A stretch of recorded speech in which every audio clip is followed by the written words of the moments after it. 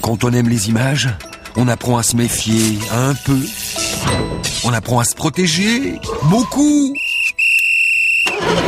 Et on apprend à sortir des sentiers battus, passionnément, à la folie, voire pour certains, pas du tout. Et si aujourd'hui, pour changer, on parlait de chiffres? Voilà la formule à résoudre pour vous aujourd'hui. Allez au boulot! Si cette formule provoque chez vous ça, vous inquiétez pas, vous êtes dans la majorité comme moi. Par contre, si vous réussissez, eh bien c'est clair, vous êtes un des 2 médaillés français du prix Nobel de mathématiques, la médaille Fields. Des Français! Ah, la supériorité du cerveau français pour le maniement des chiffres, c'est incontestable. Dans la cour de l'Élysée, un cerveau à 180 de QI, c'est pas tous les jours. Mesdames et messieurs, le cerveau des chiffres. Non, c'est le rendez-vous suivant. Alors on guettait pour les voir arriver, nos petits génies. Mais ils sont aussi discrets que géniaux. On a failli louper leur arrivée, à pied, sur le côté, sourire gêné. Tiens, les génies sont modestes. Toute force. Une petite question, c'est possible? Je pense qu'ils sont un peu pressés. On verra pour plus tard. Et pas bavards. Ils sont restés pendant plus d'1 heure à discuter sûrement du théorème de Fermat avec le président. Bref, de chiffres. 2 experts en chiffres pour le conseiller. Le lendemain, après tous ces conseils, l'État est passé aux travaux pratiques d'algèbre grandeur nature.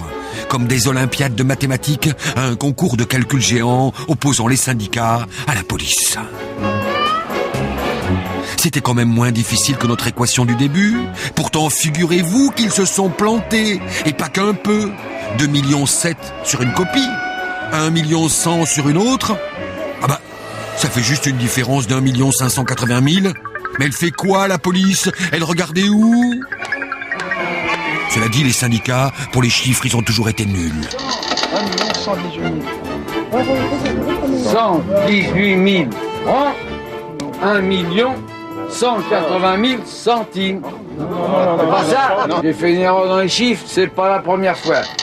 On dirait que pour se gourer à ce point, il faut vraiment faire exprès, non? Je prends par 25 personnes et j'appuie et je clique sur mon compteur. Et donc je vois à peu près concrètement combien il y a de personnes qui passent. Alors c'est évidemment approximatif, c'est pas très pratique, mais en gros c'est la même technique qu'on utilise à chaque fois. On définit une ligne virtuelle, là en l'occurrence c'est entre l'endroit où je me trouve et la cabine téléphonique, et à partir de ce moment-là, dès qu'on a 10 personnes à passer cette ligne, on déclenche le compteur, donc qui comptabilise ainsi 10 personnes. On comptabilise également les gens qui passent sur le trottoir des 2 côtés. Parfois il y a plus de 10 personnes qui passent d'un coup. Oui, mais ça on les compte mentalement dans la tête, et après on déclenche au moment où on en a 10. Mentalement dans la tête, c'est ça. Et sur cette ligne de trottoir de 28 mètres, pour la police, il y a 10 personnes et pour les syndicats, 25. Et le recensement ment ou quoi? Dans ce cas-là, vous croyez qui? Eh bien moi, je crois aux professionnels du chiffre. 132. Toute l'année, ces gens-là, c'est leur boulot, le chiffre, leur mission, leur obsession. Alors vous comprenez, des millions de PV, 937 ziganes par ici, puis qui reviennent par là. Le calcul préfectoral, c'est un calcul d'élite. Et malgré ça, il y en a qui disent que les chiffres, faut s'en méfier. Parce qu'il n'y aurait pas mieux pour se faire pigeonner. Du loto, au casino, à tous les casinos de tous les genres, le chiffre nous roule, nous abuse, nous promet, et puis disparaît. Cela dit, les chiffres, on pourrait plus s'en passer. On peut s'arrêter de penser, il y en a qui le font. On peut s'arrêter de parler, mais on peut pas s'arrêter de compter. Un monde sans chiffres, ce serait un cauchemar.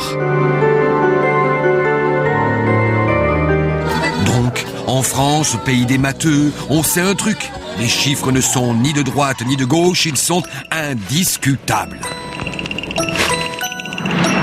La question des retraites, monsieur Hérault, et vous le savez bien, il suffit de regarder ce qui se passe autour de nous, n'est pas une question de gauche ou de droite. c'est juste une question démographique. Démographique, dont mathématiques. Circulez! C'est les chiffres. Le calcul, vous aimez? Eh ben, allons-y. Vu qu'en 1990, il y avait 3 travailleurs qui marnaient pour payer la retraite de 2 chanceux, eh ben on s'en sortait, on vous l'a dit. Mais en 2040, horreur démographique, il y aura plus que 2 travailleurs pour payer, et là c'est foutu, 3 retraités. C'est mathématiquement foutu. Sauf qu'avec la croissance, en 2040, les 2 produiront autant que 4 aujourd'hui. Et là, ça le fait. On devrait même passer à la retraite à 58 ans, non? J'en vois qui écoutent pas. Aujourd'hui, la France produit 2000 milliards d'euros à peu près. Pour payer les retraites, il faut retirer 13% du gâteau, soit 260 milliards.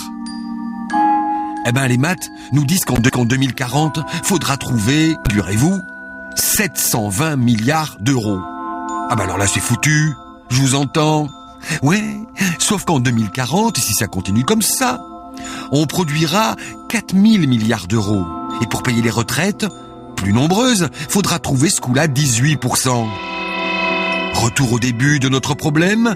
En 2010, il restait 1740 milliards d'euros, à vue de nez.